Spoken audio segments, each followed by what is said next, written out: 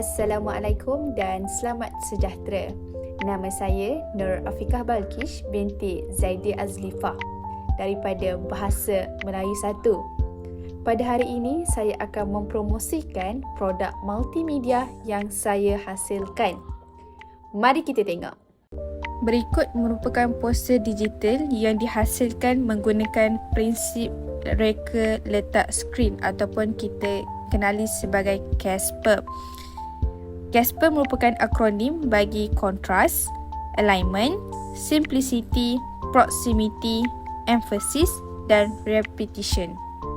Di dalam poster digital ini, saya ingin mengetengahkan 3 permainan utama iaitu Animoji, Gaming Lab dan juga Word Wall yang membantu dalam proses pembelajaran digital. Saya telah memilih 3 aplikasi utama untuk membangunkan pembelajaran digital.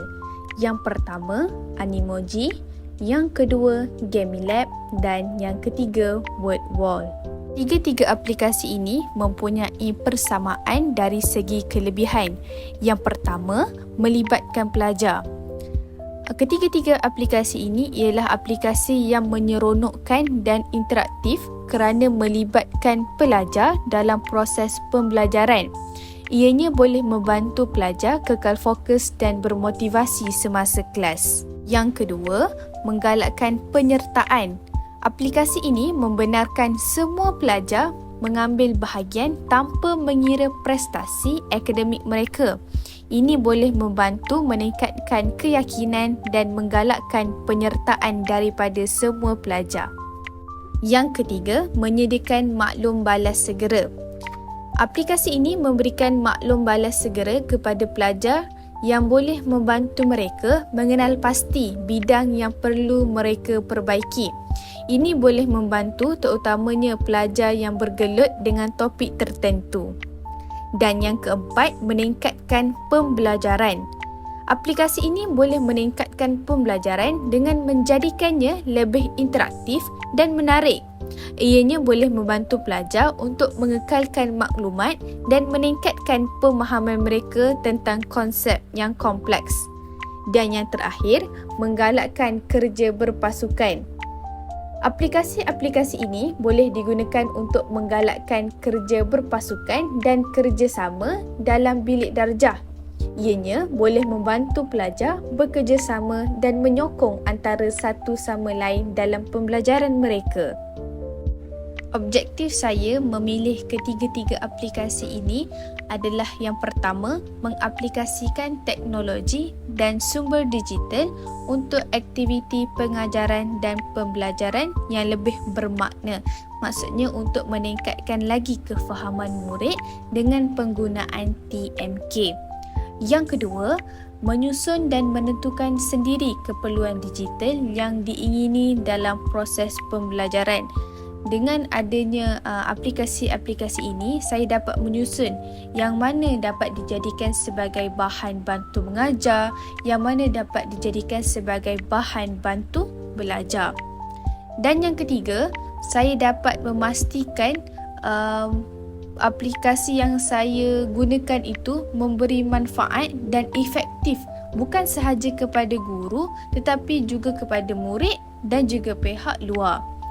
Dan yang keempat, memastikan aplikasi yang saya pilih ini berlakunya interaksi dalam proses pembelajaran secara digital.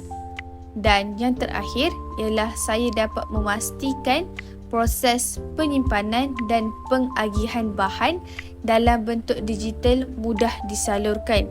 Bukan sahaja saya yang boleh menggunakan bahan ini, tetapi guru-guru lain, guru-guru daripada sekolah lain juga dapat gunakan bahan yang sama. Antara masalah yang dapat saya kenal pasti dalam mengaplikasikan pembelajaran digital, yang pertama ialah kepakaran guru yang terhad. Kita melihat bahawa masih ada guru yang tidak tahu menggunakan teknologi dalam pendidikan. Ada guru yang tidak tahu nak guna game, bagaimana nak melaksanakan permainan dalam bentuk digital. Jadi, masalah ini menyebabkan murid-murid pun tak dapat peluang untuk melaksanakan pembelajaran digital. Yang kedua, guru menggunakan kaedah chalk and talk. Guru hanya bercakap tulis, tiada elemen digital pun dalam pembelajaran. Jadi ini menyukarkan pelajar untuk tahulah bahawa proses PDP ini juga boleh diterapkan dengan digital. Yang ketiga ialah tiada elemen TMK. Kita melihat bahawa elemen TMK semakin berleluasa, terutamanya kepada generasi sekarang, generasi yang memang dalam kehidupan sehariannya adalah digital.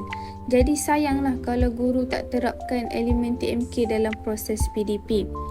Dan yang keempat, tiada dendaan dan juga ganjaran. Dalam pembelajaran digital, kita boleh mengaplikasikan dendaan dan juga ganjaran. Contohnya dalam permainan GamiLab.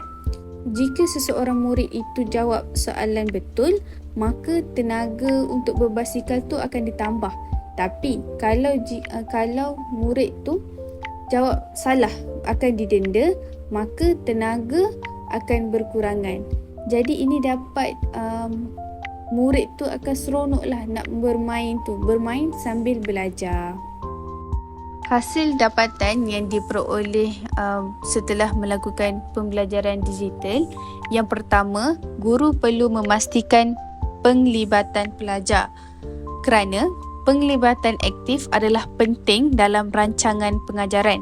Sama ada pelajar bekerja secara individu atau bekerjasama dalam kumpulan. Teknologi sememangnya digunakan untuk melibatkan pelajar kerana ianya bersifat interaktif.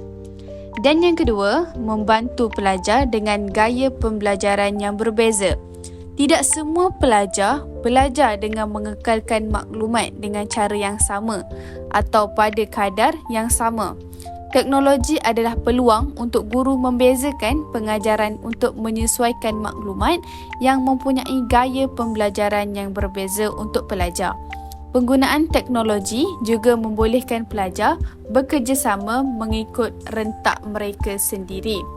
Dan yang terakhir, pelajar pasti akan berasa seronok menggunakan teknologi yang boleh menarik perhatian mereka.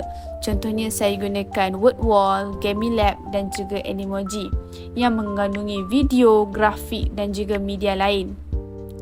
Teknologi yang menyeronokkan, memupuk semangat belajar dan memudahkan kerja guru. Di sini saya juga sertakan tutorial penggunaan GamiLab. Selamat menonton!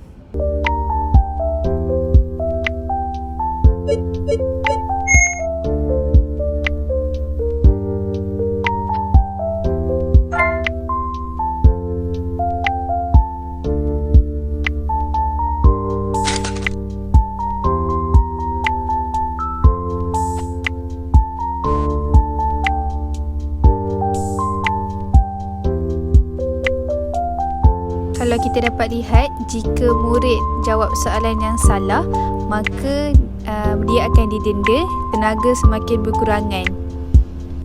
Dengan adanya teknik dendaan seperti ini, jadi membolehkan murid untuk menjawab soalan dengan betul dan tepat supaya energi tidak berkurangan.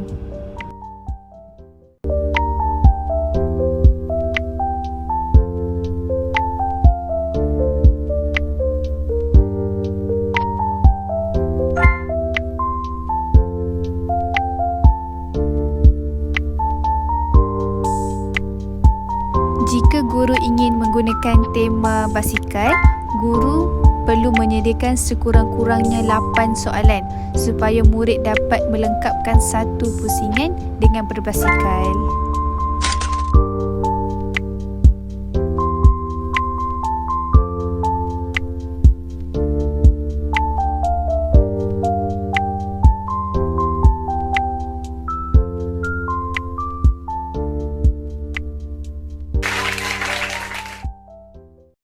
Saya kira itu sahaja pembentangan daripada saya untuk hari ini. Diharapkan video ini membantu guru-guru dan pelajar untuk mengaplikasikan digital dalam proses pengajaran dan juga pembelajaran. Terima kasih kerana menonton. Jangan lupa like, komen dan subscribe. Bye!